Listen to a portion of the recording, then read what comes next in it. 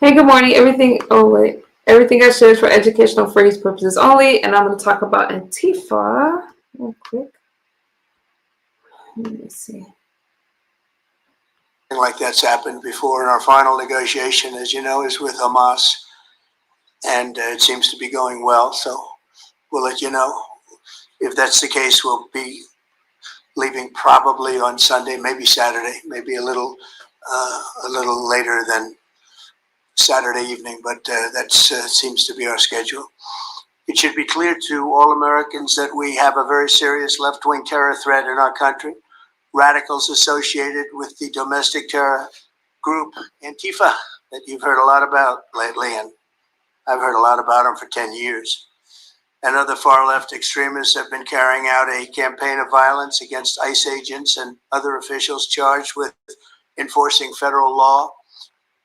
In Chicago, anarchists have surveilled at least 4 local ICE facilities and posted diagrams of the buildings online, meaning nothing but bad, accompanied by photos of specific ICE agents that they're targeting, one in particular who's a top person and a great patriot. In July, approximately a dozen Antifa-aligned militants stormed the ICE facility in Texas and then lured officers out of the building before firing dozens of rounds at police.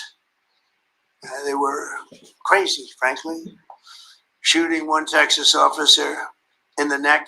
And in Portland, Oregon, Antifa thugs have repeatedly attacked our officers and laid siege to federal property in an attempt to violently stop the execution of federal law.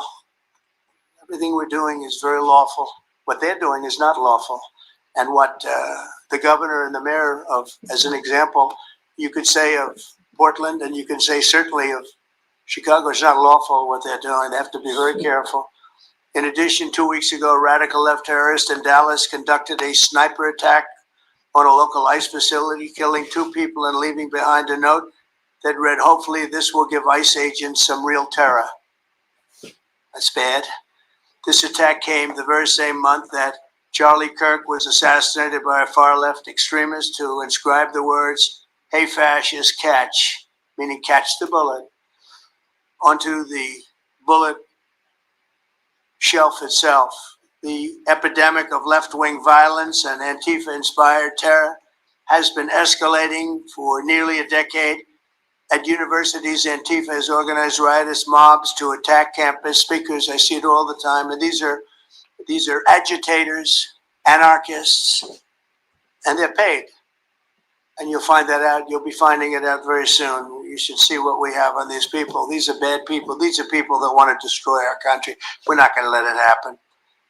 They've used armed gangs to assault local police in cities nationwide, and they've attacked journalists reporting on their crimes. So the journalists that report on their crimes, don't worry, you're very safe. I hope that's not going to turn you around, but they have been very threatening to people, but we're going to be very threatening to them, far more threatening to them than they ever were with us, and that includes the people that fund them.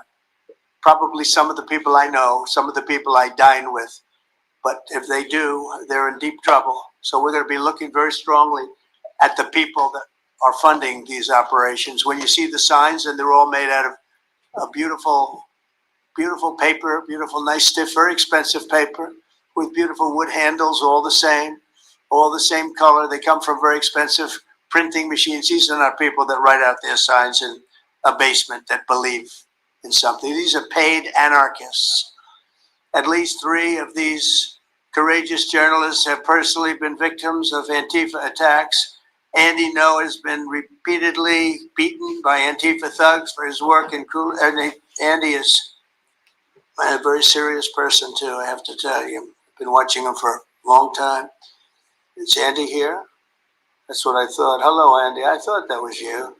You're looking better than you do out on those streets, huh? Inciting riots. We took the freedom of speech away because that's been through the courts, and the court said you have freedom of speech. But what has happened is when they burn a flag, it agitates and irritates crowds. I've never seen anything like it on both sides, and you end up with riots. So we're going on that basis. We're looking at it from not from the freedom of speech, which I always felt strongly about, but never passed the courts.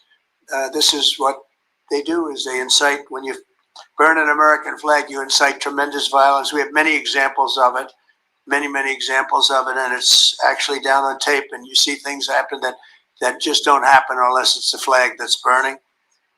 Very recently, Katie Davis Court was hit in the face with a flagpole in Portland by an Antifa radical, leaving her with a very blackened eye. So, Katie, thank you very much. And I'd like to also say that I watched Nick. Where's Nick? Is Nick here? Nick? Hi, Nick. That was a rough time you went through. I hope you got my little note. I wrote you a note. I really appreciate that. It helped a lot because it was a difficult situation. It was very stressful, and your note helped a lot. I truly appreciate it. I thought it was terrible, actually. I thought it was terrible. So we'll talk about it a little bit. Under the last administration, the Department of Justice targeted faithful Catholics, Christians, and patriotic parents as domestic extremists. They said, oh, they're extreme because they believe in God. They're extreme because they go to Catholic church, or evangelicals, where everybody was under the gun. Unless you were a really bad, sick person, then they left you alone. Under the Trump administration, we're going after Antifa criminals, and all who fund and support their campaigns are in serious trouble. And we have a lot of records already, a lot of surprises, a lot of bad surprises. I can't see you guys, but anyways, you guys, we're talking about Antifa. Some people say that Antifa isn't real, it doesn't exist, but we know that it is a left-wing group that's against a lot of stuff. People that you would never think. I want to thank Attorney General Pam Bondi, who, by the way, yesterday was incredible in Congress. It was amazing, and she just did it from the heart. And please hit the like button. Brain, because she's very smart, in all fairness, but she did it from the heart, and she did it an incredible. Everybody was talking about it. She exposed some of these fake senators, these terrible senators, people like Blumenthal that had a phony war record. For 20 years, he talked about what a hero he was, and it turned out he never went to Vietnam. For 20 years, he talked about being a hero in Vietnam. Then it was exposed when he said what platoon he was with, and it was exposed that somebody was watching from that particular platoon. They said he was never with us. And then he went out and he cried and was ready to drop out of the election. And disgraceful. And then he looks at people like Pam and he starts criticizing her, and she's a patriot. They ought to do something with that. You know, we have a young congressman that's right now in jail for lying about where he went to college and other things. It was, you know, frankly not good. It was pretty bad.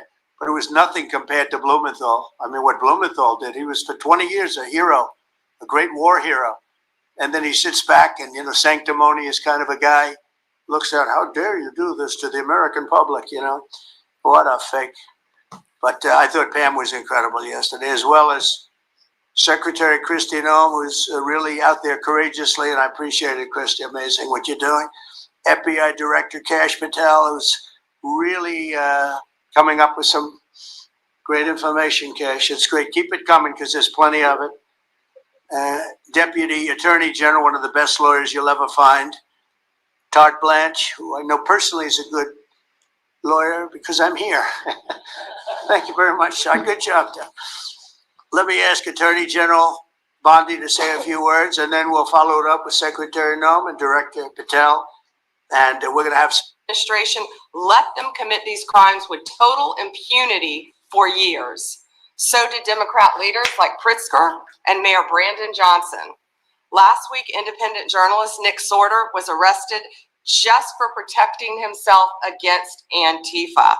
I saw it online and I called Nick. I couldn't believe what happened. He did all this just trying to save our American flag from being burned.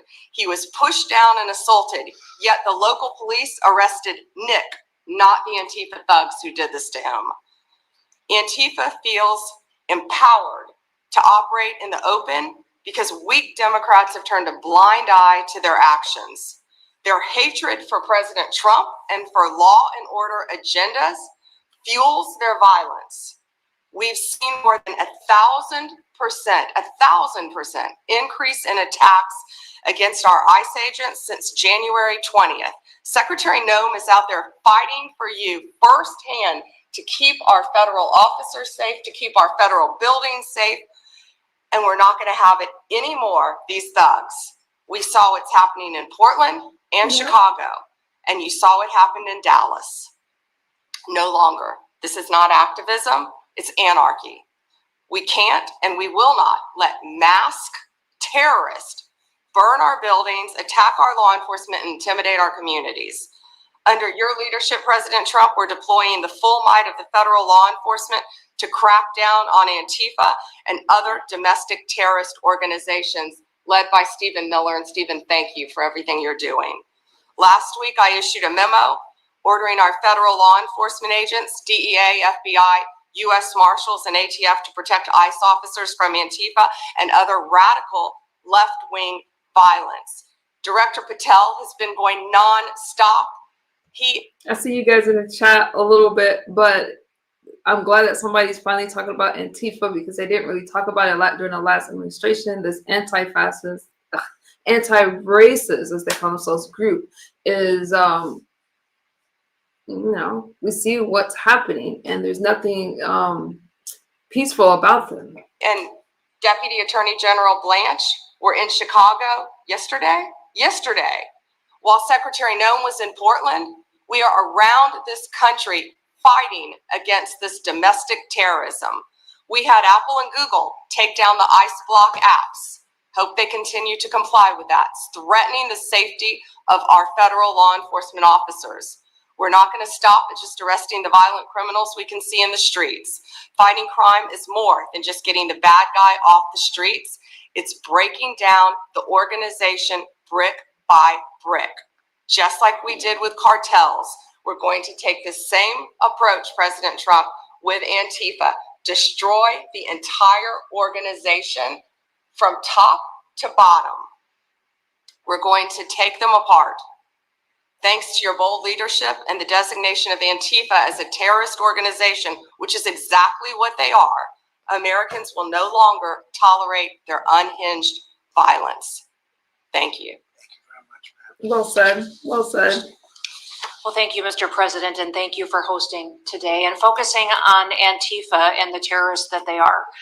Let's not make any mistake. These individuals do not just want to threaten our law enforcement officers, threaten our journalists, and the citizens of this country. They want to kill them. Their agenda is to destroy the American people and our way of life, and this president is standing in their way. He is stopping them from bringing their death and their destruction to the individual citizens in this country that just want to raise their kids and their grandkids in peace and in safety. I want to also thank everyone around this table for being so bold and so brave, for standing up and recognizing the threat that Antifa is to our way of life. By recognizing how advanced they are, how sophisticated their networks are, how they've infiltrated our entire country, and we're seeing them play out with their tactics from city to city, and how they have built out their funding mechanisms. And sir, I also want to thank our Treasury Secretary for his work and getting to the bottom of these funding mechanisms and individuals who are perpetuating this violence on our American cities. I was in Portland yesterday and had the chance to visit with the governor of Oregon and also the mayor.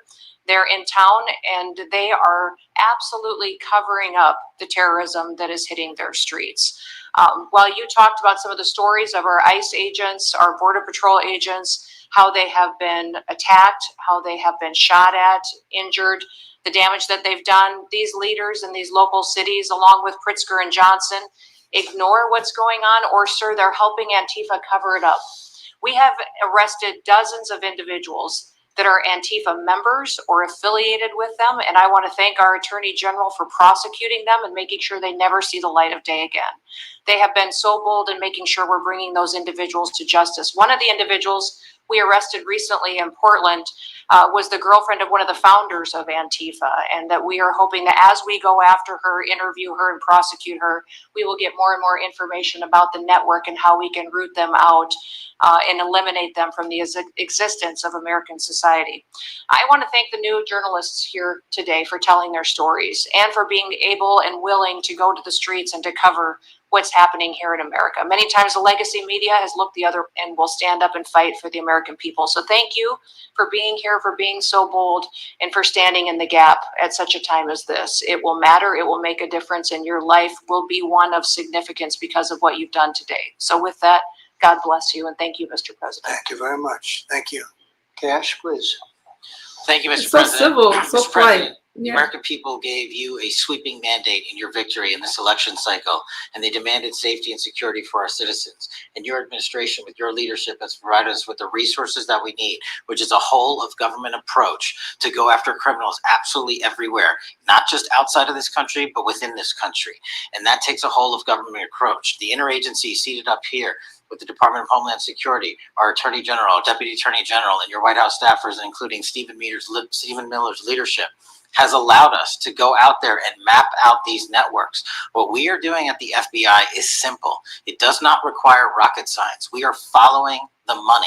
Money never lies. And that's what it's going to take to bring down this network of organized criminal thugs, gangbangers, and yes, domestic terrorists, because that's what they are. They are harming everyday citizens in every single one of our communities. And the folks you see here on the right and left, they're some of the bravest men and women we have today. They're reporting the stories live time because the mainstream media won't cover it. They're putting their lives on the line. They're standing up for the flag. The least we can do is stand up for them. So you have my thanks. I read more of your stories than I do theirs because you guys are putting out the truth. And we deserve a country where you are protected as equally as they are. We, in this FBI, will go after with the criminals with a vengeance. We will not rest until we find every single seed, money, donor, organization, and funding mechanism that we have. And I want to echo the Secretary's comments on Scott Bessent, who's allowing us to map out these networks through their financial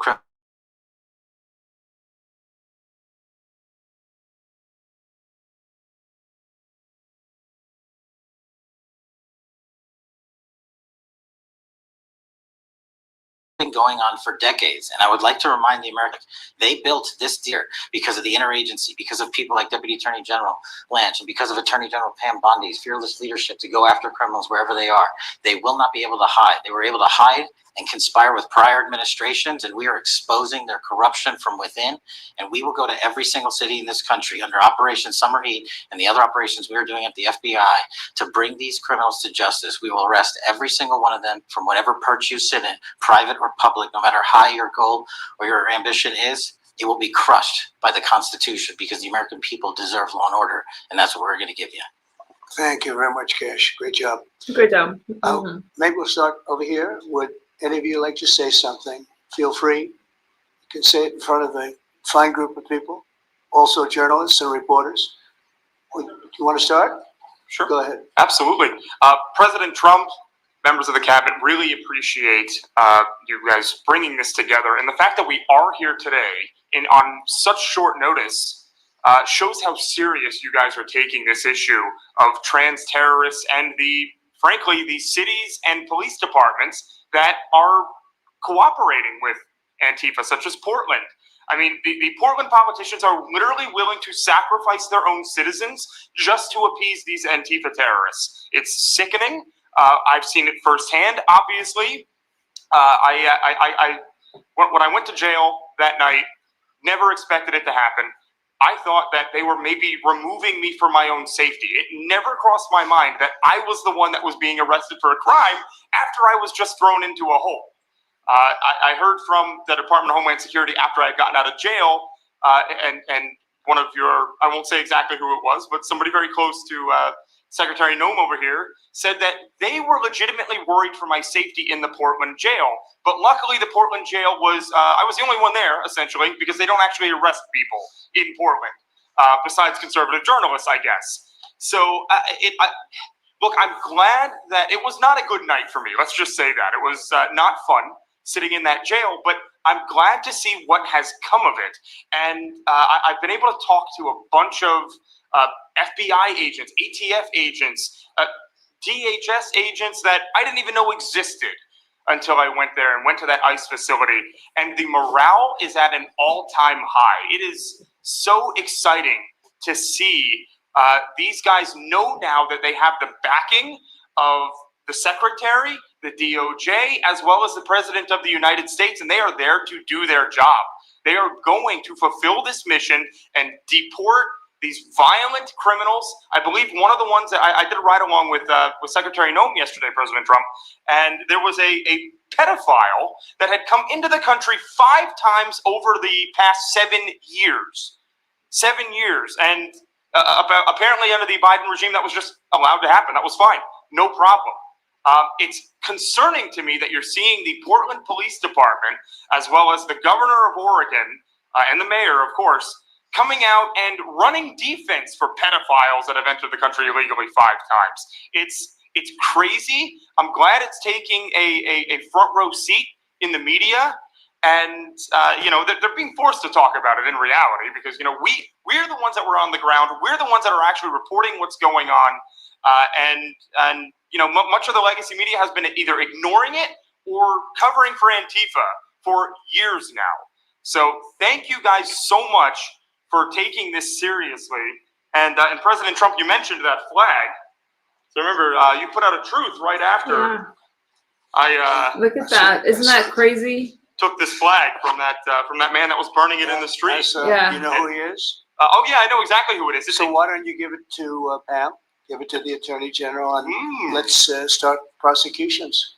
Yeah, I actually have a second flag that he tried to burn as well. So I have 2 of them from the same guy. So what happened when that flag started burning? Everyone went crazy, and that's when it started. When they started burning the flag. So thank you. If you could, he's a hero for trying to take the flag away from that person trying to burn it. I think that's absolutely disgusting. give the information, it would be great. Absolutely. And at least that horrible night made you famous. I got a text from the President of the United States, so I appreciate that. And President Trump, after that happened to Nick, I called Harmeet Dillon and we opened a pattern and practice investigation into the Portland police very publicly as to how they let this happen. So, thank you, sir. Mr. President, Brandy Cruz, you're gonna hear us be very fired up today, and you can tell, and it's because some of us have been covering Antifa for 15 years and have never had anyone in a position of authority even acknowledge their existence. And I'll also tell you that I think that had you not done, the single most powerful thing you've done to deal with this scourge has been acknowledging that Antifa is a real thing. I genuinely believe there would be people at these tables who would be dead today and would have been killed in Portland had you not called them a terror organization and said, we're going to bring the full weight of the federal government to bear. I talked to Katie Davisport in Portland the other day. She'd been assaulted all summer.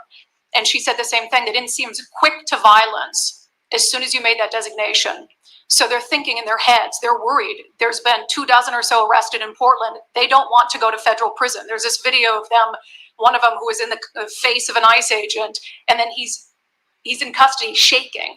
Once you take the mask off, they're nothing. And I was told by probably a dozen people not to tell you this. I'm going to tell it to you anyway, because it's relevant to what we're talking about.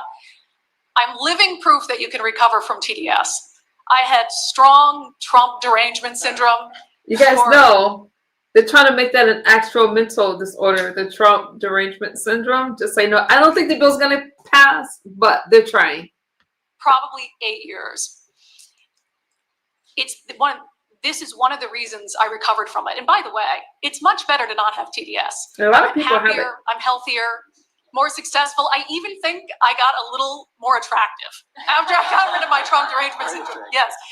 You know, I'm a reporter in Seattle, and frankly, I could not care any less what any of you have to say about this meeting. I think some of you in the chat might have Trump derangement syndrome, but seriously, they're trying to pass a bill. Could not care any less. We're not here for you. I'm not here to convince any of you that Antifa is a real thing. Because if you have not come to that conclusion by now, you are never going to come to that conclusion because you don't want to see it. And you're going to go and you're going to say it's a bunch of right-wing conservative influencers who are here spinning a tale.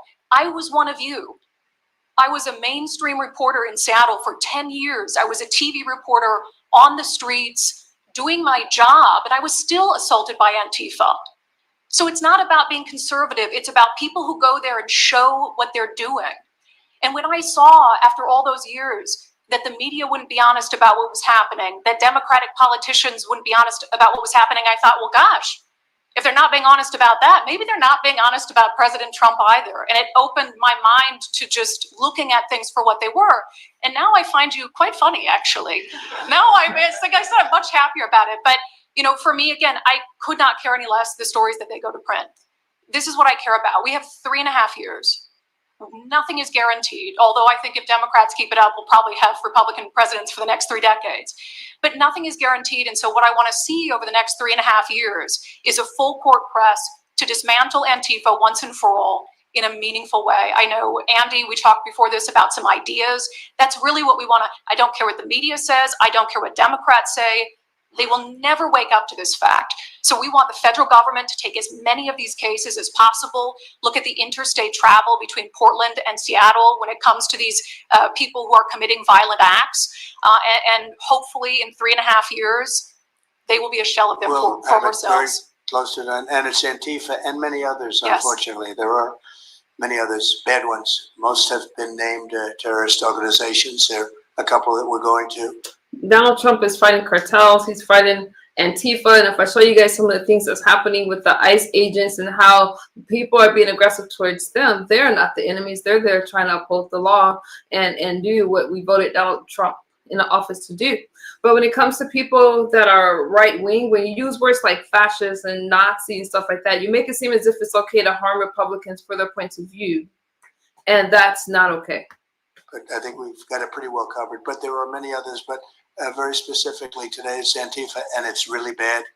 And we're going to get it cleaned up. Andy, do you have something? Thank you very much. I'm glad you no longer have TDS. I feel very good about that. Trump arrangements. It's a real thing.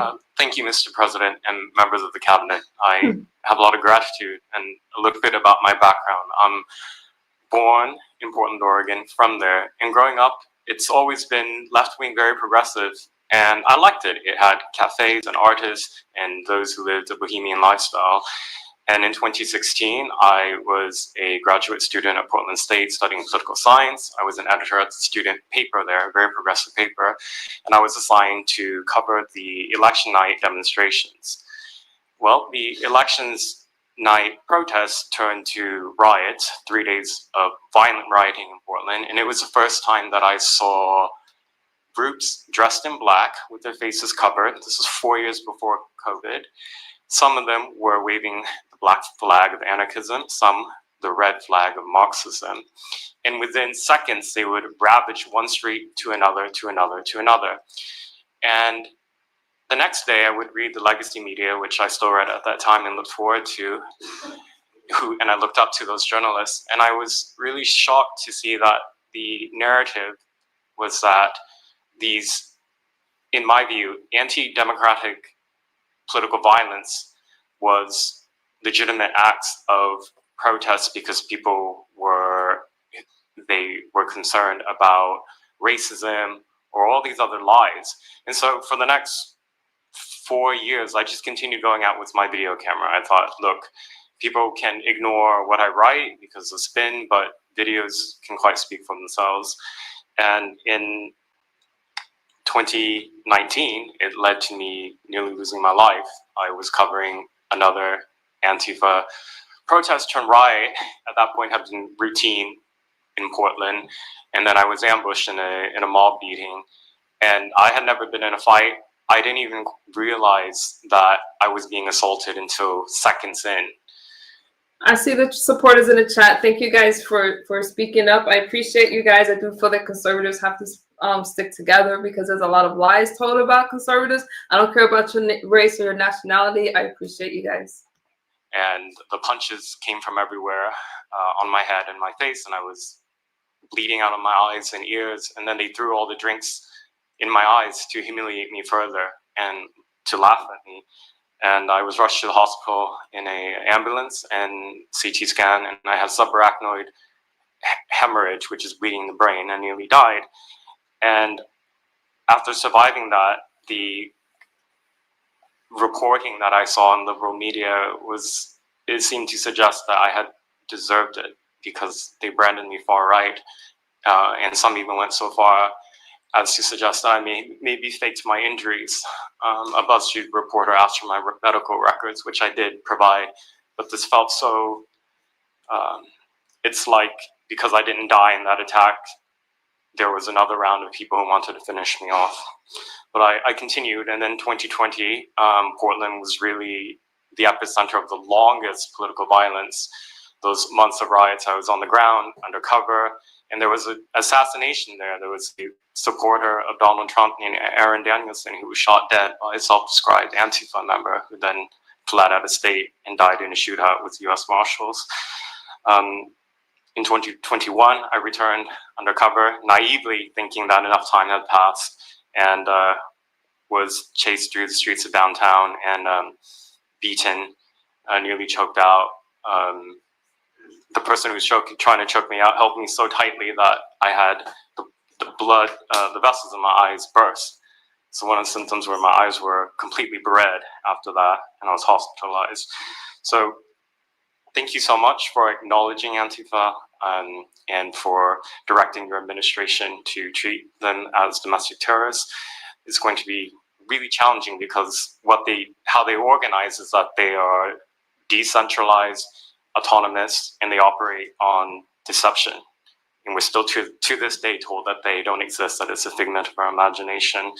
I think the DOJ could look at federal conspiracy charges. The state of California and San Diego County last year broke up an Antifa cell in San Diego.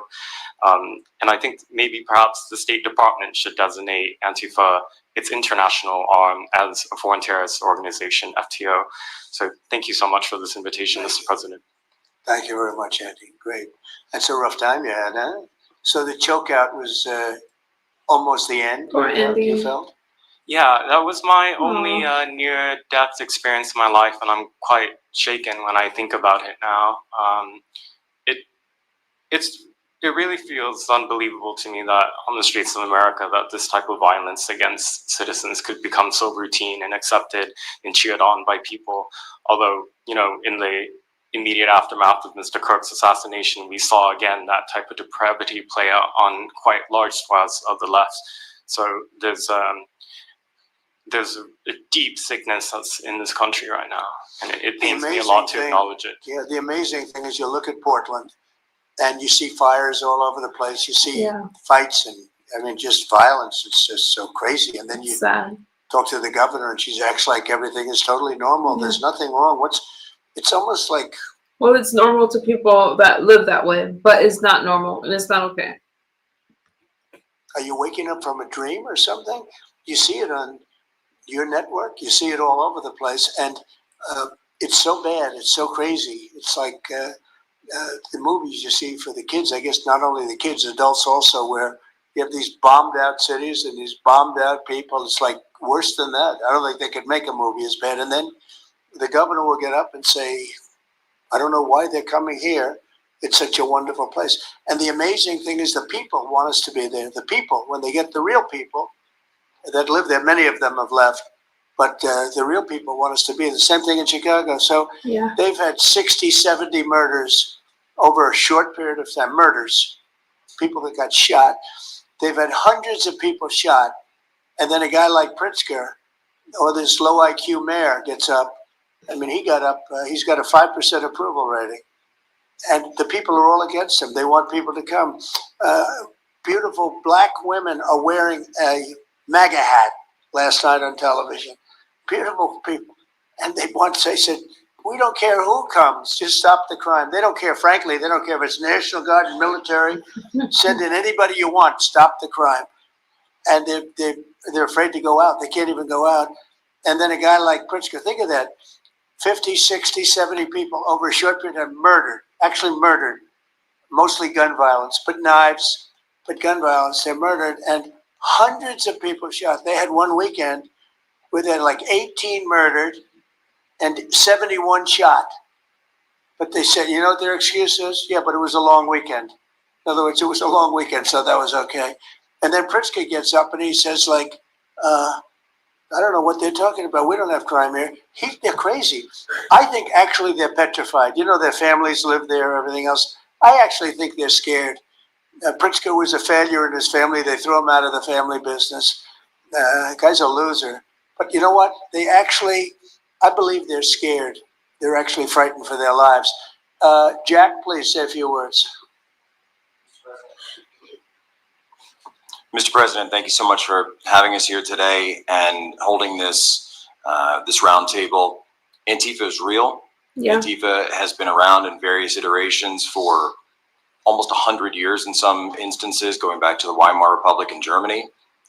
And it's now been just under 1 month since we saw a far leftist murder Charlie Kirk, and we saw thousands upon thousands of people, other far leftists and people in positions of authority, people like nurses and pilots and doctors and HR departments celebrating the death and the murder of Charlie Kirk. This sickness that's out there is absolutely real. And Mr. President, thank you for mentioning the fact that one of the bullet casings read, "Hey fascist, catch" on it. One of the other bullet casings right next to that had Bella Ciao written on it. Now, Bella Ciao is a song that is known in Antifa circles as the international anthem of Antifa. And all of us around the world, around this room that have studied Antifa, we're very familiar with these symbols.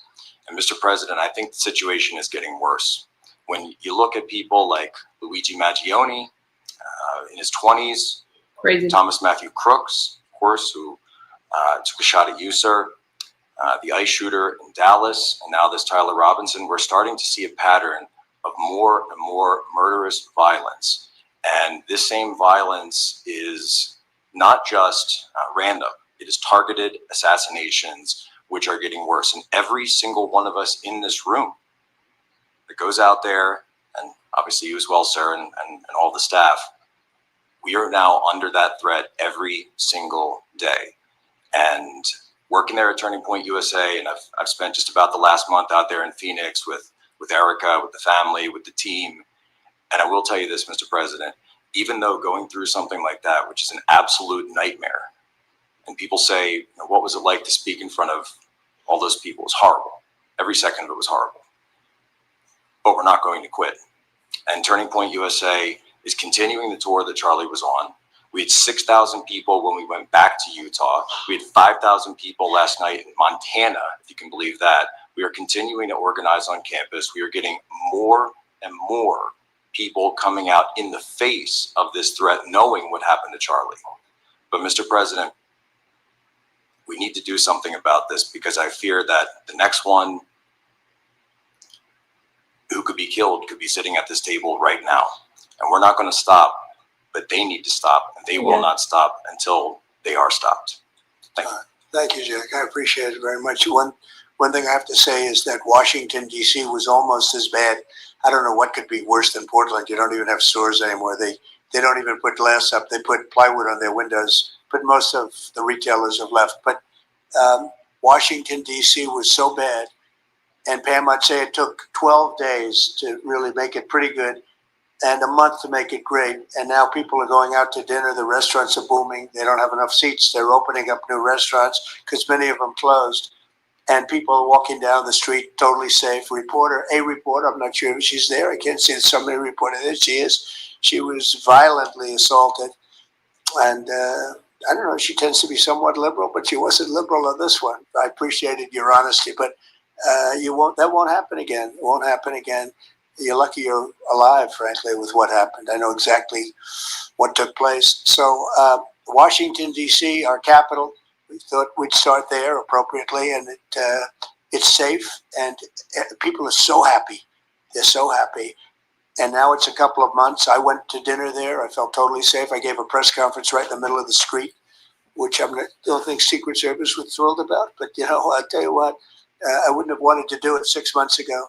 It's incredible what happened. Now we're in Memphis. As you know, we're having a great impact in Memphis. It's been only a week, but it's, Cash, I hear it's been amazing what's happening there just very early. But you take a look at D.C., and you take a look at some of the other. We've had a big impact there.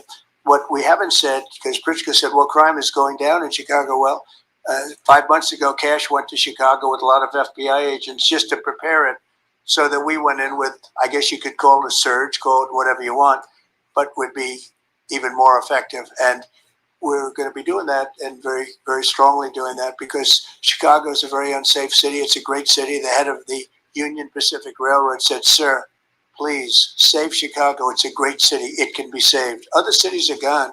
I mean, they're lost. They can get better, but they're just really, they've been so decimated. But I'm so proud of what they've done so quickly in D.C. And it's taking place quickly in Memphis, where we were asked to go by the mayor and by the governor. And it's really incredible what we can do and how fast we can do it. Let's go for two more. Would you like to go? And then Katie, you'll go. Okay, please. Yeah, thank you, Mr. President, for having us here. And not to sound like a broken record, but it needs to be said that Antifa is real.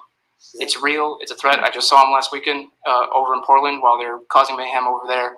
And the reason why there's such a big problem is because we have Democrats and a lot of people in the mainstream media refusing to acknowledge that they even exist, right? So how can we as a country begin to address it if we have large swaths of, these people who are supposedly decision makers and people who are supposed to inform, they don't want to say that it exists. Because the common argument is like, well, they're not a real organization because there's no national leadership. They don't have a national headquarters. So how can law enforcement go after a group that doesn't exist like that? It was law enforcement goes after criminal groups that organize to rob banks or do smash and grabs.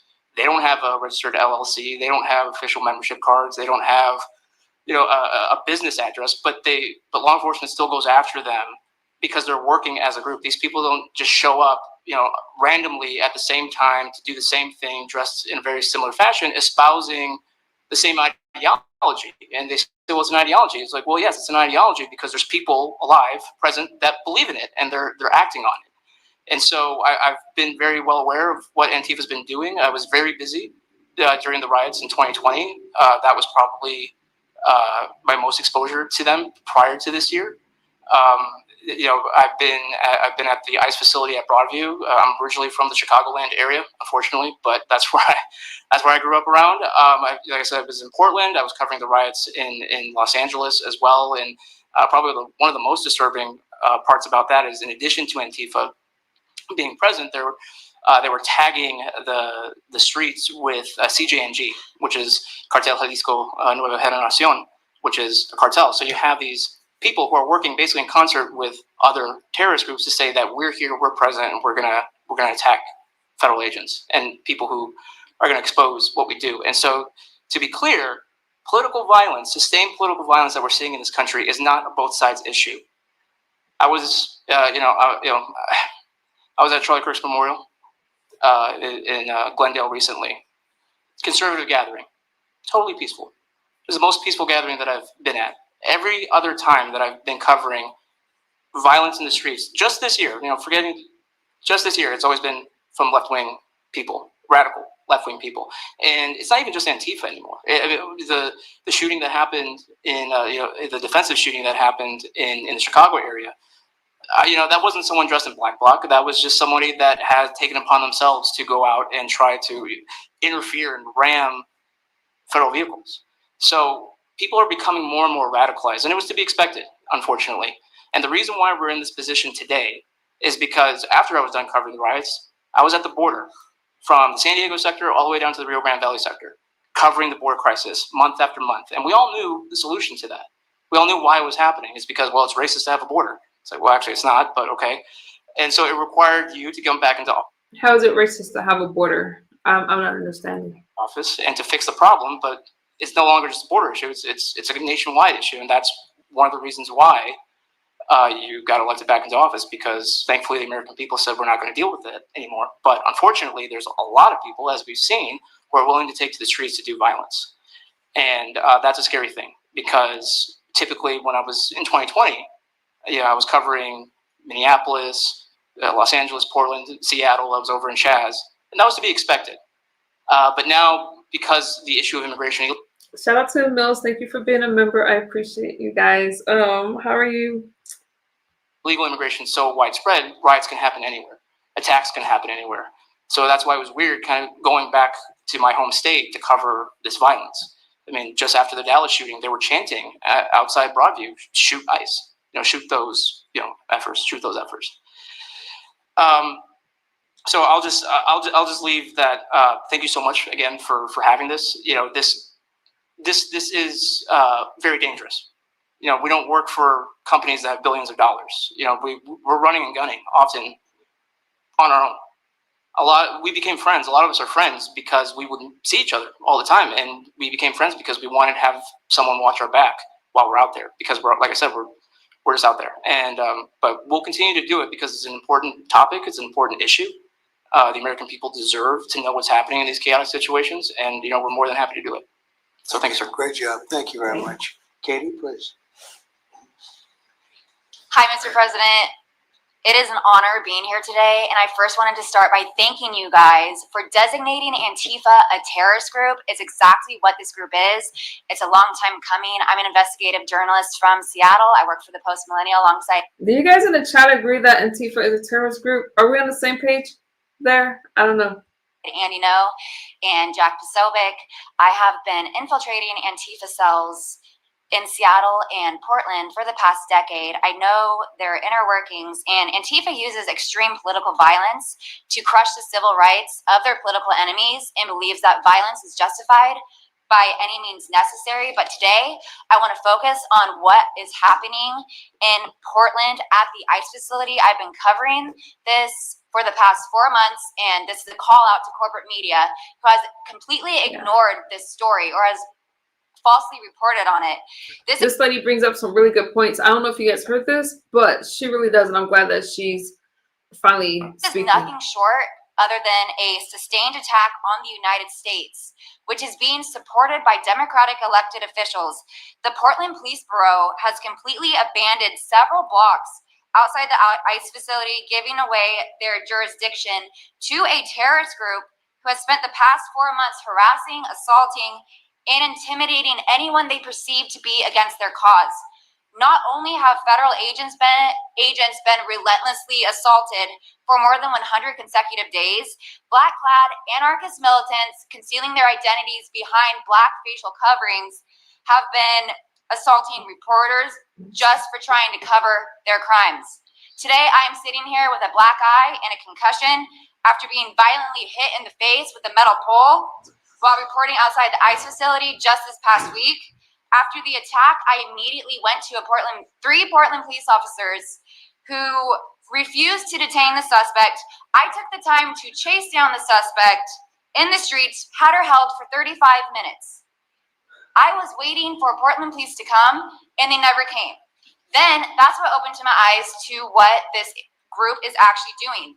I watched 20 Antifa militants help my assault suspect escape into an Antifa safe house that is 1 block away from the ICE facility. And this safe house is where Antifa-affiliated protesters are conducting paramilitary operations. It's where they're arresting, they're showering, they're eating to continue this occupation.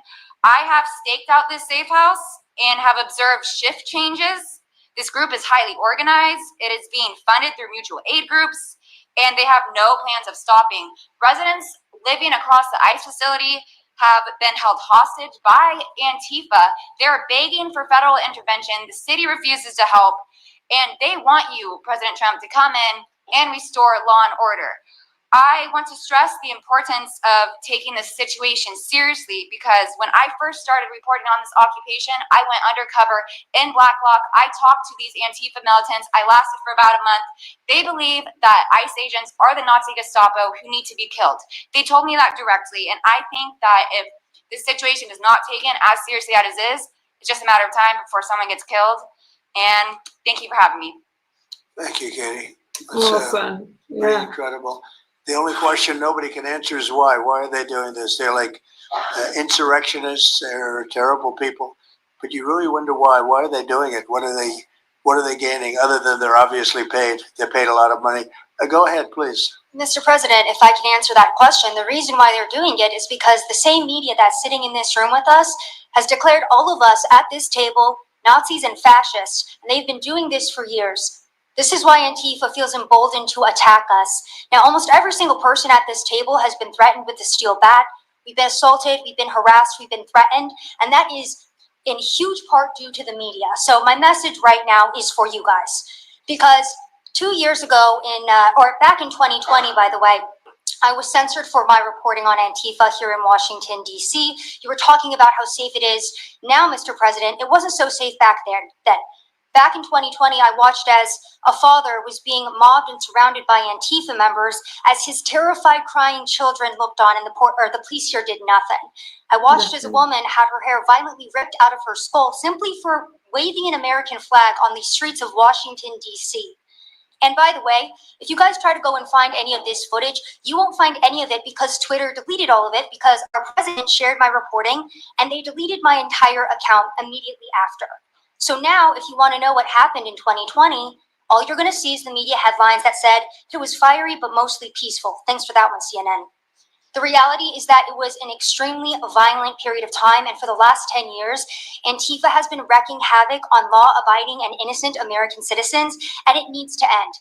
Now, I'm with Turning Point USA. It's an honor to be here, Mr. President. Thank you guys so much, everybody in the administration, for giving us a seat at the table, because the media has not only been demonizing us for so long, but immediately after the brutal assassination of our founder, Charlie Kirk, our Turning Point USA chapters have seen an uptick in violence across the nation as Antifa chapters that are embedded in our universities go and target them. It's been extremely difficult to report on the ground, and for a long time I was afraid to go to Portland because I knew that the only people who would have my back, like Julio said, were one of my friends on the ground because there is no police force there. I was terrified to go because I knew if I got shot or stabbed, and I have been assaulted, I've been mobbed and robbed in Austin, Texas by Antifa, that nobody would come to help me.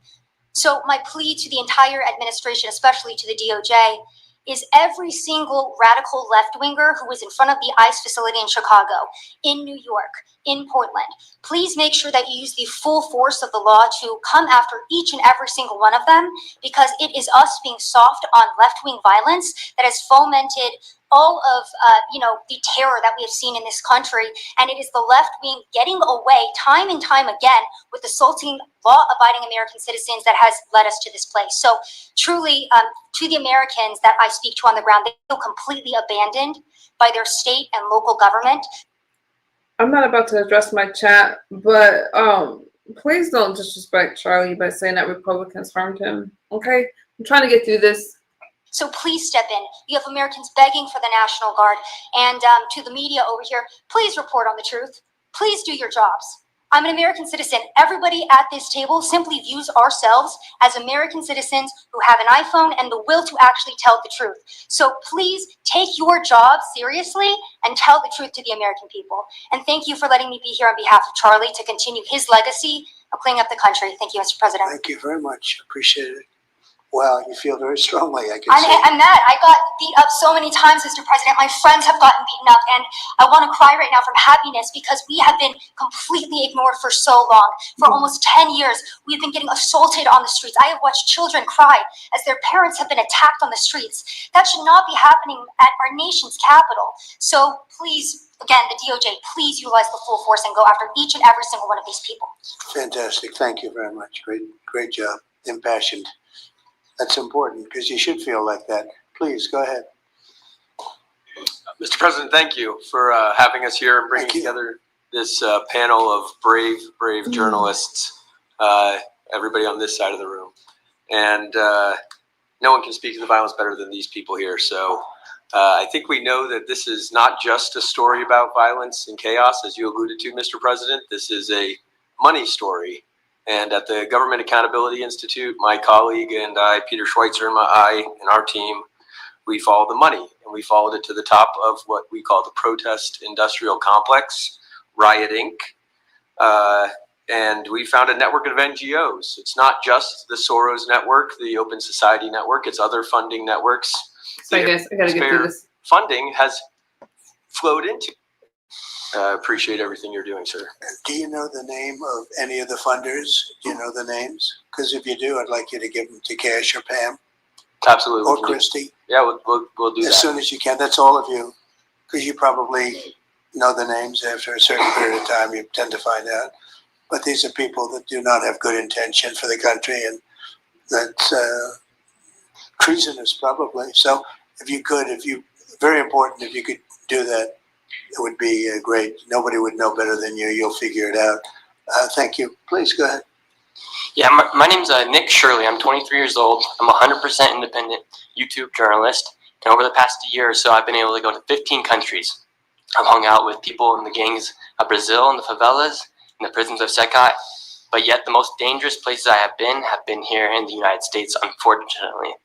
And I've had the opportunity to show people about the protest Antifa here in the United States, and there's nothing organic about what they are doing here in the United States. I've watched people be bussed in from states. I've watched the same lady at a protest in Atlanta be bused to protest in DC and then in New York City. There's nothing that is honest about what they are doing. And they have signs. I've seen the same signs here in DC and in London as well. It's a big organization and corporation that they're running. And people may wonder, like, what's the threat to us as Americans if we go? Well, you'll be labeled as a fascist, you'll be labeled as a Nazi, and they'll wish death upon you because they wish death upon me. And just last week in Portland, Oregon, I watched a lady get trapped in her car, surrounded by Antifa, and her sister messaged me after seeing the video. She said, the only reason I think my sister was safe is because you were there recording me. I also was chased out by a member of Antifa who said he would smoke me, and next thing he knew, a DHS sniper had lasers on his chest. If he was not there, who knows what would have happened that day. These people are very dangerous, and people wonder how they're able to do it. It's the reason is because these cities are not enforcing the law. And why should these people be worried if the law is not being enforced? And we are not far right, nor are we far wrong. We're just right.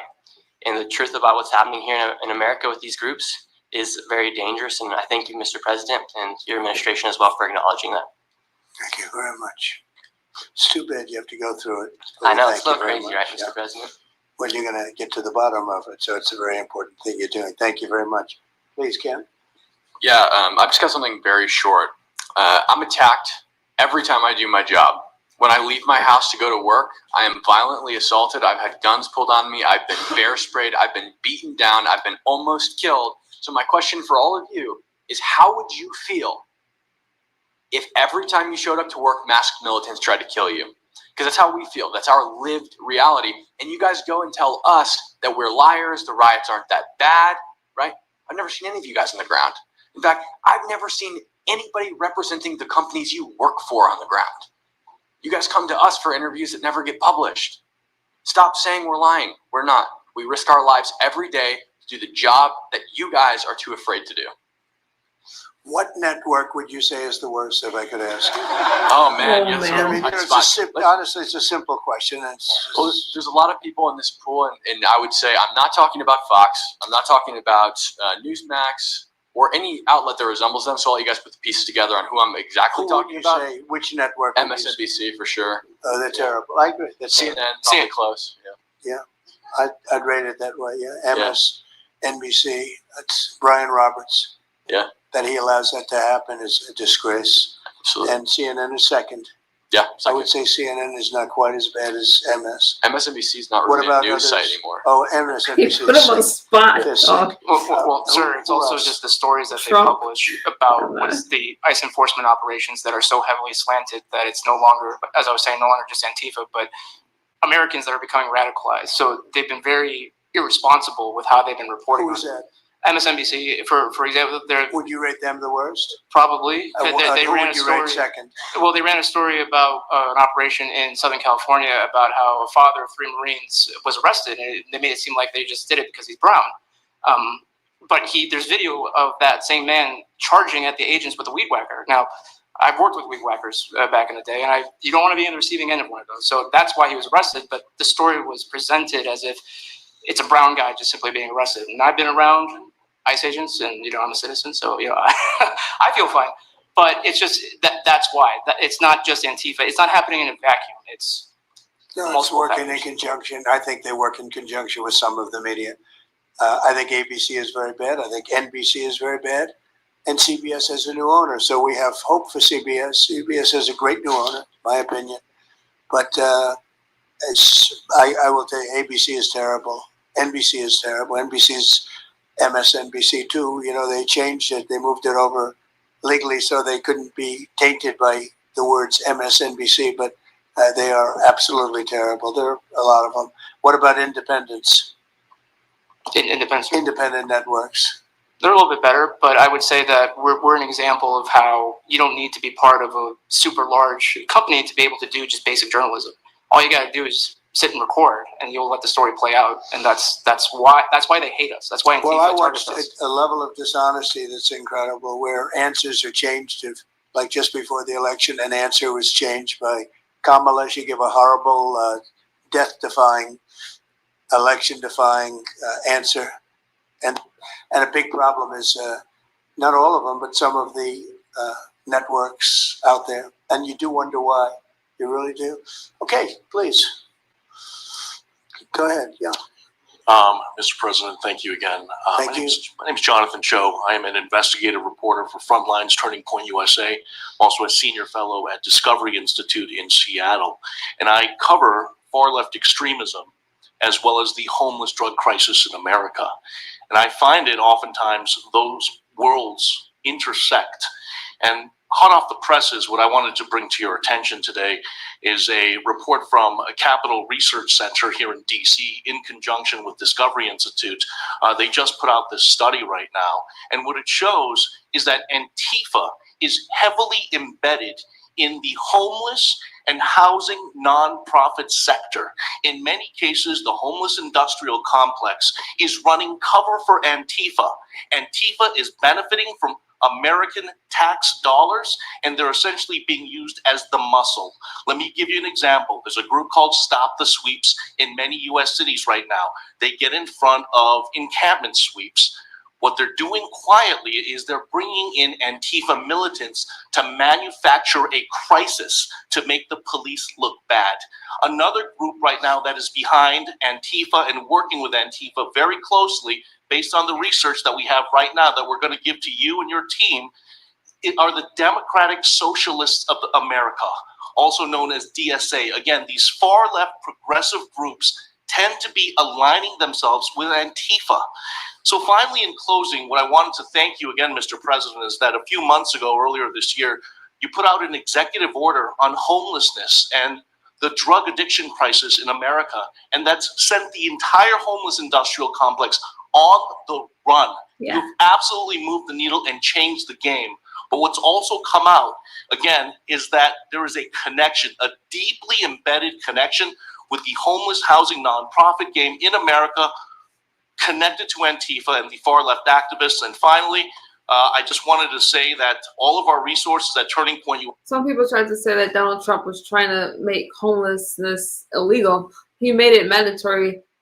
He's trying to make it mandatory for them to get mental health counseling and substance abuse disorder counseling, right? To help clean up the crime on the streets. USA and Discovery Institute are at your disposal. And we will continue again to carry on the legacy of Charlie Kirk. He would have wanted us to pursue and chase the story. Well, he was a good friend of mine, as you know, and he helped us get elected. Us, it really is us. It's even some of them, but not too many of them, not enough of them. And did you notice when we mentioned CNN and MSDNC, the cameras went off. 2 of the cameras immediately went off, but they're not going to cover it anyway. The problem we have is that this is a very important meeting, but you'll see very little press about it. These are major statements being made by major people, and including the people right here, and you're not going to see too much about it. They don't like to cover this kind of thing. So it's very dishonest what's going on there. I think the press is a big factor. Please go ahead. Thank you, James. Mr. President, thank you so much for having us all here to bring attention to this matter. You did mention MSDNC, CNN, a handful of those other outlets that have been lying about, various things, but especially what ICE, brave men and women over at ICE have been doing. I was talking to Antifa members in Portland the other day, and a lot of these people genuinely believe, they buy these lies, and they genuinely believe that they're fighting against literal Nazis and not brave men and women that are putting their lives on the line to basically, enforce basic immigration law, right? That everyone seemed to agree with up until maybe a few years ago, a handful of years ago. So once again, thank you so much for having me. My name is James Klug. While my primary job is traveling around the country, having conversations with Americans about various political topics and issues, I have had a lot of run-ins with Antifa over the last 5 years. And I do think that Antifa is a primary reason why many conservatives are afraid to go out and protest and make their voices heard and maybe bring friends and family to a demonstration and exercise their First Amendment right, because they are literally deathly afraid. I talk to these people all the time. They're afraid of militants showing up in black bloc and hurting them and their families. And, I personally witnessed Antifa assaulting hundreds of police officers. I've witnessed them firebombing police departments and federal property. I've witnessed them making death threats against federal agents, police officers, journalists. I think I've witnessed every single person here, maybe not personally, but I've seen them get, hunted down and attacked. And so, this is a group that is responsible for a good percentage, if not a majority, of the violent riots in 2021 and 2020, when Democrat mayors had a kind of a hands-off approach with these left-wing militants. Just as a quick reminder for everybody, we're talking about dozens of murders that happened in those riots. We're talking about billions of dollars of damage to property and communities all over the country. We're talking about thousands of officer injuries. So this isn't just like some little thing that they're, they punched journalists here or there. No, they're responsible for a lot of damage and a lot of people that have, unfortunately died and basically suppressing people's voices, And so what I did want to talk about is to get this footage, almost every single person in the room here, to get this footage, you have to go undercover because you are at risk of being beaten or worse. You have to go undercover. You have to film low key to capture them committing crimes. This is stuff that the mainstream media was not doing and has not been doing. They'll show when Antifa is maybe, it's a little bit more peaceful, and they'll show when it's more mellow, but they'll remove the cameras when things get violent and it's actually dangerous to be here. And I have personally witnessed legacy media fans showing up at a riot 300 yards away, getting out of the vehicle, filming for 30 seconds, saying something like, fiery but mostly peaceful, packing up. And to add insult to injury, you have Democrat politicians that are saying it's just an idea, right? That's all this is. So it's just an idea. After all of this chaos, it's just an idea. Well, that idea has threatened to kill me and many of my friends that are here today. So, Mr. President, thank you so much for bringing this to the forefront. And it's definitely making a big change. Really appreciate you. One question. So why is it there are numerous groups? I mean, Antifa is terrible, but you have other groups that I guess probably are almost as bad or just as bad. Not one other group was mentioned. I'm sort of surprised at that. You just come into contact with Antifa. It seems to be that you mostly come into contact with Antifa, please. There's a lot of overlap. And I would say that, for instance, Jonathan brought up the Democratic Socialists of America. They're basically the same thing. I mean, there's a lot of Democratic Socialists of America who are out there in black bloc, hiding their faces. And so I think we use, and I do understand, for the record, I do understand the challenge, as Andy pointed out, with Antifa as a graspable entity. I do. But at the end of the day, when you look at behavior, you prosecute behavior, right? We're not prosecuting ideas or ideology, you're prosecuting behavior. So whether you can prove that this amorphous thing is Antifa or someone has a patch that says Antifa, it doesn't matter. Did they assault someone? Did they assault a federal agent? Were they engaged in rioting? What is it? And so they're always using that, they don't call themselves Antifa, even though some of them literally do. It's called Rose City Antifa. How long has it been around in Portland, Andy? Since 2007. They call themselves Antifa. In Seattle, I was outside the federal building and they were yelling, "There's no police here. This is Antifa land." And then at the same time, Democrats, like our governor, Antifa is an idea. But yeah, I think Antifa can overlap with a lot of other entities and organizations. Okay, very good. Thank you. That's a good point. President Trump, I just wanted to add this real quick because you were asking which mainstream media outlet is the worst. What I think, it's any of them that decided to call Kilmar Abrego Garcia Maryland Dad. Because when I'm out there on the street talking to these people, they call Maryland Dad is this human. He's actually a human trafficking MS-13 gang member that's illegally in the country. But the amount of people on the street that I spoke with that thought that he was a U.S. citizen that was being deported to Uganda is dangerous. These people genuinely believe, based on what comes out of the garbage standing over here, that you guys are deporting U.S. citizens. So that's so when you have a governor like Pritzker in Chicago, where you have Illinois, which is in a lot of trouble. Chicago's there, potentially a great city again. It's not great now, but it could be great again. That's why we have to get there soon, because eventually you can't do that. What makes a man like that say that things are wonderful? Why doesn't he say, we love that President Trump is going to come and help us clean up Chicago and make it safe again, as opposed to fighting us and pretending that there weren't 50 murders and 200 shootings and all of that? Why is that? Go ahead, Nick. To spite you. To spite the administration. That's simply what it's about at this point. Because, if you go and talk to some of these citizens, like I'll use Portland as an example again, because I've been there for so long now. You talk to the neighbors that live in the apartments next door to the ICE facility. They're veterans with PTSD that live there, and they're hearing all night long screaming, fireworks being lit off by these rioters, children crying because they, can't sleep at night and they're scared of all the noise outside, and they can't leave. They can't.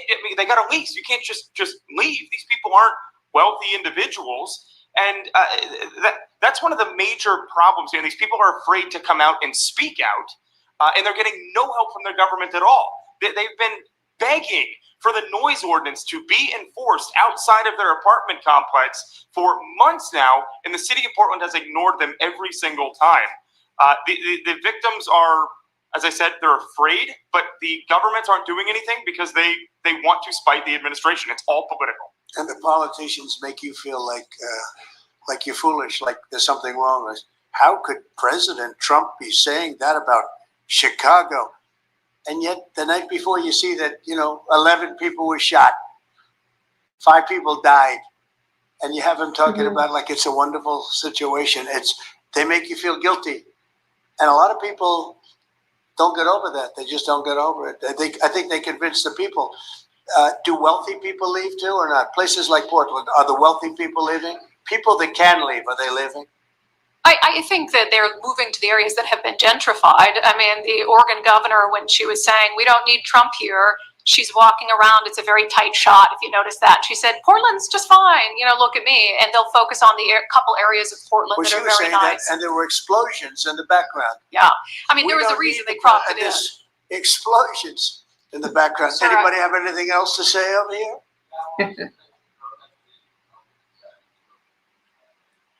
And then we'll get, should we be taking questions, or is it just a waste of time? Because they can ask questions, but, well, there's Brian, he's good. But you know what? In a way, it's a waste of time, because if you give a great answer, they don't put it on. If you give a horrendous answer, or even if you give a great answer, they make it sound like it's not a great answer. They're very dishonest. Go ahead, Nick. Yeah, and I think part of that dishonesty comes from what they see. For instance, I've never been asked to go on any other show besides Fox News. My clips go viral everywhere, but they've never even asked, like CNN's never asked, MSNBC's never asked. And a lot of times when I go to hotels, I'll stay and I'll watch like MSNBC. Fortunately, their ratings are terrible. They are terrible. MSNBC is dying, and CNN is dying like a dog. And poor CNN, it's so pathetic. It is very pathetic. You ever see their anchors in the evening that nobody ever heard of? Where did these people come? I could take anybody off the street in Washington, D.C. that do a better job. Yeah, and it's not hard to show what's going on these days. You literally have an iPhone and you can post it on X. They don't believe in the star system, It's one of those things, right? Okay, Nick, you finished, Nick? Yeah, thank you very much. Nick? Good job. Thank you very much. Well, you've been through hell, I tell you that, but you're really incredible patriots, incredible people. Go ahead, please, Brian. Brian, go ahead. I'm so thankful for each and every one of you here right now. I'm very grateful that my network really has partnered up with many of you that so that I can't really understand them. Let me fast forward them. Too big to rig. And fortunately, the people made it too big to rig. They tried. But the biggest thing you can do is have honest elections. If you don't have, and you need great media. You need borders. Wait. You need borders.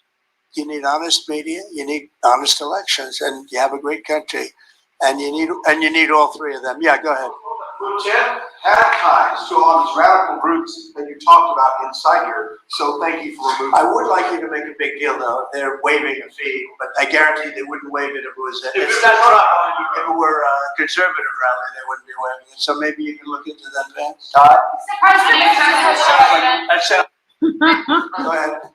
Just to clarify, you said you might go to Gaza. You're saying that's the first up. I'm representing the TV pool, but I'm with NBC, sir. That's too bad. Okay.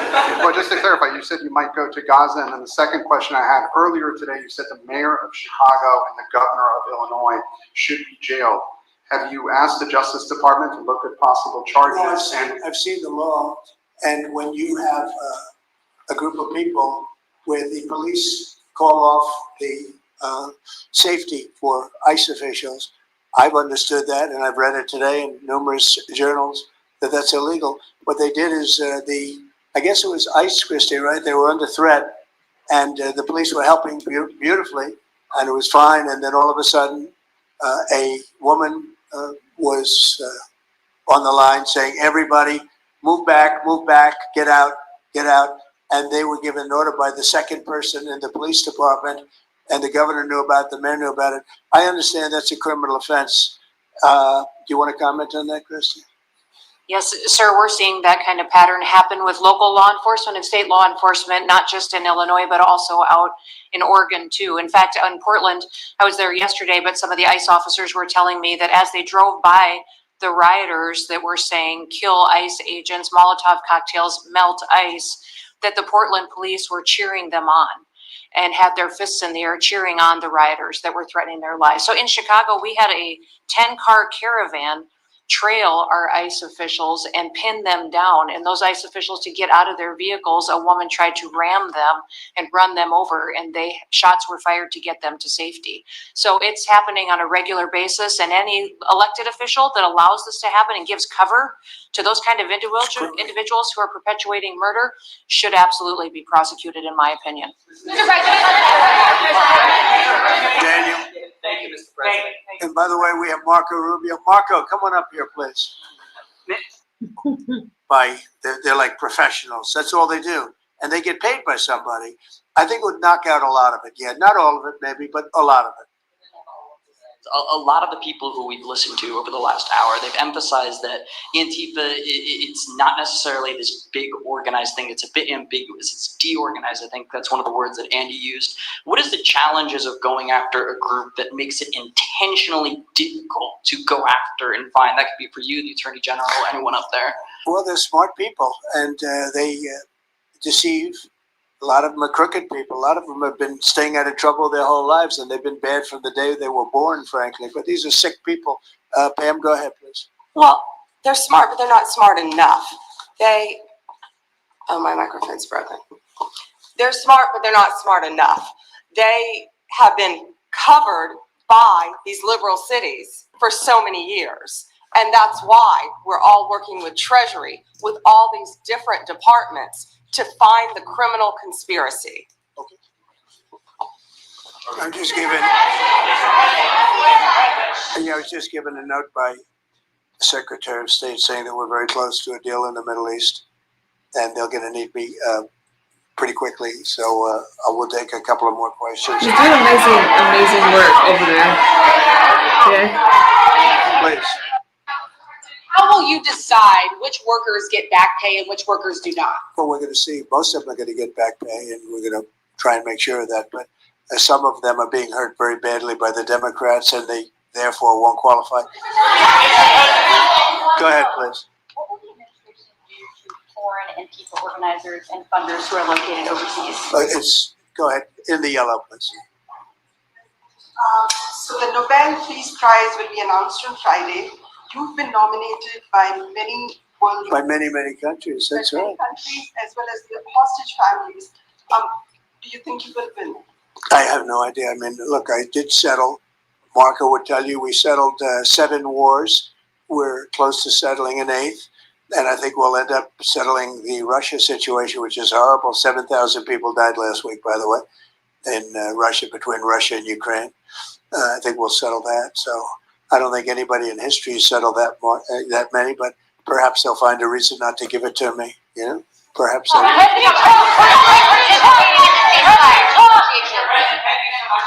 Thank you.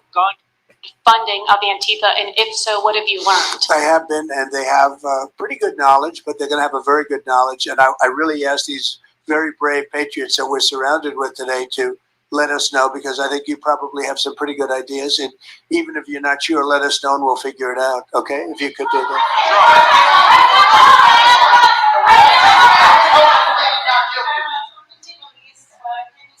You're from Italy?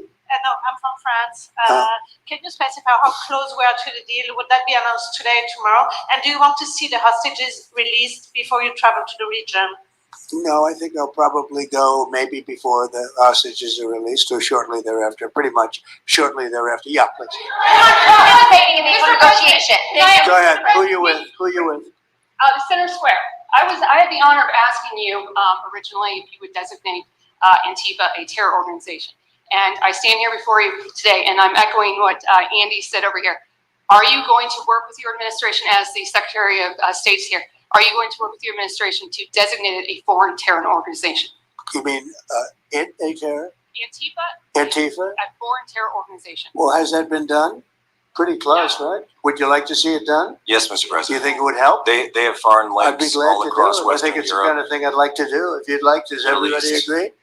If you agree, I agree. Let's get it done. Okay, let's get it done. Marco, we'll take care of it. Mr. President. That's international, you mean? Yes. International. Mr. President. Sounds good to me. Foreign terror organization. Steve, are you okay with it?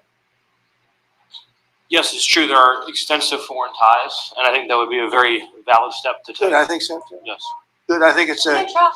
good point. Thank you. President Trump. President, are you planning on formally participating in this? On the shutdown, we are now about 1 week away from military service members missing their paychecks. We'll always take care of our military. Would you encourage Congress to pass a standalone bill to pay our service members? Yeah, that probably will happen. We don't have to worry about it yet. That's a long time. You know what 1 week is for me?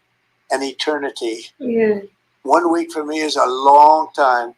We'll take care of it. Our military is always going to be taken care of. Yeah, please. Blue dress. Blue. Today, Rebecca with Blaze News. I'm curious to know, so you're talking about the money funding these Antifa organizations, and somebody brought up Roy Singham, I think it was you, who, by the way, is married to one of the co-founders of Code Pink, this infamous left-wing organization. I'm curious to know the administration. Who is that? Who is that? Roy Singham. He's married to. No, did you say they're here? No, he's not. A journalist brought him up, but I see. Okay. Yeah. Okay. Seamus, thank you. Good bring up. Excellent. Go ahead. He's somebody who's been reported on extensively, and I'd love to know what the administration is going to do to actually bring consequences to some of these names you mentioned. Well, I don't know the name, but I would like to ask Pam to take a look at it. You know, a lot of the best information we find are through you and other people like you. So I'd like you to look at it, Pam.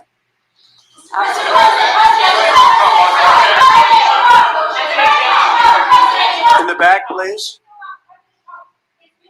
Actually, very compelling proof that Antifa did infiltrate on January 6th, dressed up like Trump supporters and incited violence. Is that something that you would want the new J6 committee at Congress to look into? Well, I've heard that. They dress up like, they're fresh out of MAGA, but they have nothing to do with MAGA. And they make trouble and they try and blame it. And yeah, we know some of that and we will be acting on some of that. We've seen it. So I think you could say a little longer, but the problem is, although you have some very honest journalists in here, you also have some largely dishonest journalists like MSDNC and CNN. I think they're very dishonest, unbelievably. It's like a waste of time even talking to them. But I have to go now to try and solve some problems in the Middle East, although I'm very well represented by our Secretary of State. He could probably do an even better job than me. But who knows? We don't want to take any chances. So we're going to go and do that. If you'd like, Pam, would you like to stay for another 5 minutes, 10 minutes while we have all these great people? And I'll let Pam and Christy take over and get some good points out. I just want to thank the people around the table in particular. You've been... Okay, you guys, so you guys heard it for yourself. I went way past my hour. Let me see if I can find something really quickly. I don't know if I'll be able to find it. Wait, are y'all looking at my screen right now? I'm sorry. My brain is tired. Hold on, you guys. My brain is tired. If I can't find it. What the heck? Hold on. Wait, let me let that play actually while I look for it. Amazing. You've been brave. You're real patriots. Give me a second. You're real patriots. And at some point, we're going to have to look into, at least in certain cases, rewarding you with some very important medals and honors, okay, as we have done and will be doing with Charlie Kirk. You know, Charlie is getting the Presidential Medal of Freedom, which is our highest award outside of the Congressional Medal of Honor. And I think they're sort of even. One's civilian and one's military. But unfortunately, the civilian sometimes is military also because of what we have to go through on the streets of this country. I can only tell you this. We have a great nation. We have a nation that's right now the hottest in the entire world. We're the hottest nation in the world, despite all of the things we've been saying today. But that's going to make your job easier because since no one's really talking about this, before I get out of here, I'm going to show this for educational phrase purposes only. Can y'all hear me? Oh, where is the shortest one? Because no one's really talking about this, but this is what happens when you call Republicans fascists and Nazis, is that you allow things like this to happen. Louder for Democrats to push Can y'all see what I'm showing you? General And then I'm gonna get out of here. Jay Jones off the Democratic ticket after violent text messages from 2022 surfaced where Jones wished death on a rival and his children. Virginia Governor Glenn Youngkin saying his language is, quote, beyond disqualifying. Jones apologizing Friday, saying, quote, reading back those words made me sick to my stomach. I'm embarrassed, ashamed, and sorry. I've reached out to Speaker Gilbert to apologize directly to him, his wife Jennifer, and their children. I cannot take back what I said. I can only take full accountability and offer my sincere apology. Well, Democratic Virginia Governor candidate Abigail Spanberger condemning him, saying, I spoke frankly with Jay about my disgust with what he said and texted. I made clear to Jay he must take full responsibility for his words. I will always condemn violent language in our politics. I want you guys to see the messages, though. I want to see. Wait a minute. Hang on, you guys.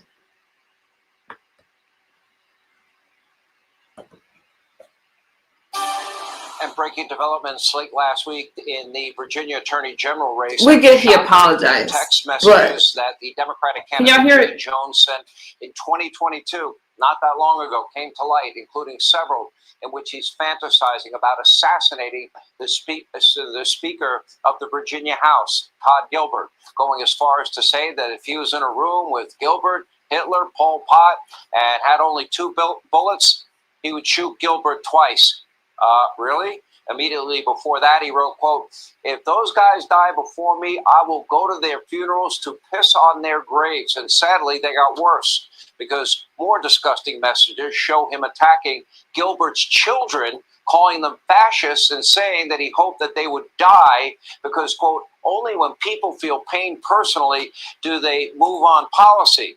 And one source is telling the National Review he suggested on a phone call that he wished Gilbert's wife could watch her children die in her arms. Now, the messages sparked widespread outrage with Virginia Governor Glenn Youngkin. He'll join us in a minute. President Donald J. Trump, Lieutenant Governor and gubernatorial candidate Winsome Sears, all calling on Democrats to push Jay Jones off the ticket, calling the text, quote, beyond disqualifying.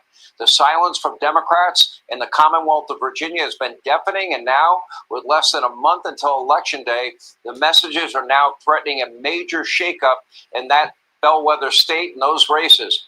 Abigail Spanberger did put out a weak statement condemning generally political violence and violent rhetoric, but she stopped short. She wasn't courageous. She would not call on Jay Jones to drop out of the race. Even Liberal Joe was saying they should drop out. We reached out to her campaign. Shockingly, they did not respond to our request for a comment. Virginia Governor Glenn Youngkin is here with more.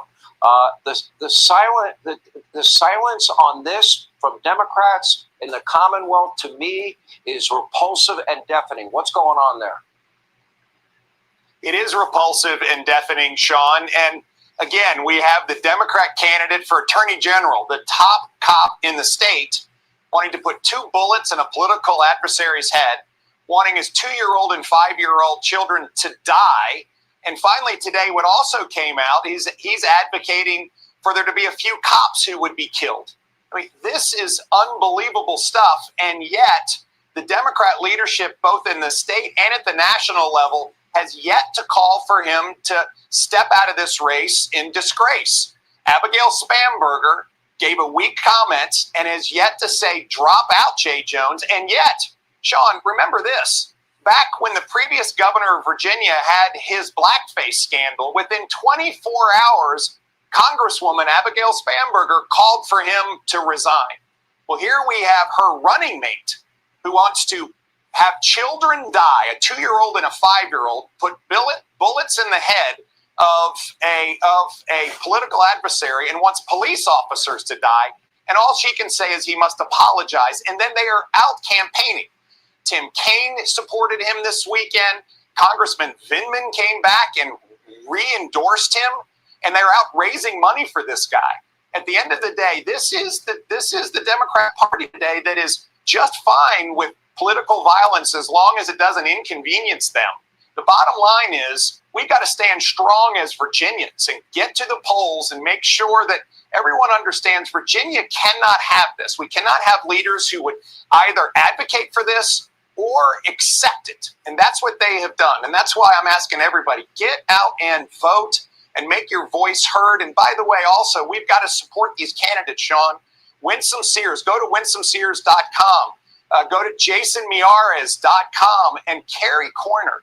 Carrie Corner is the delegate, Sean, who came forth and really exposed to Virginians the real Jay Jones. And now they are targeting her race as their #1 beat. They want to actually have retribution on her because she showed Virginians the real character of Jay Jones. So I'd ask everybody, please support these candidates and let's get out and vote.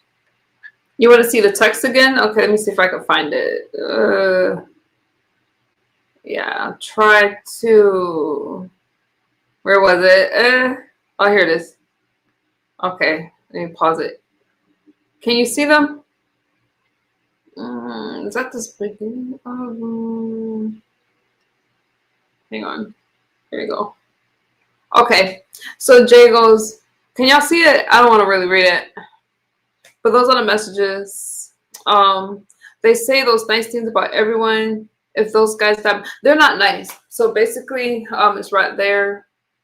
Because my brain is tired, I'm not going to read it for y'all. But those are the messages. No. I will go to their funerals to piss on their graves. And sadly, they got worse because more disgusting messages show him go to their funerals to those guys die before me. I will go to their funerals to piss on their graves. And sadly, they got worse because more disgusting messages show him attacking Gilbert's children, calling them fascists and saying that he hoped that they would die because, quote, only when people feel pain personally do they move on policy. And one source is telling the National Review he suggested on a phone call that he wished Gilbert's wife could watch her children die in her arms. Now, the messages sparked widespread outrage. Okay. There you have it. Let me come back. Where are you guys?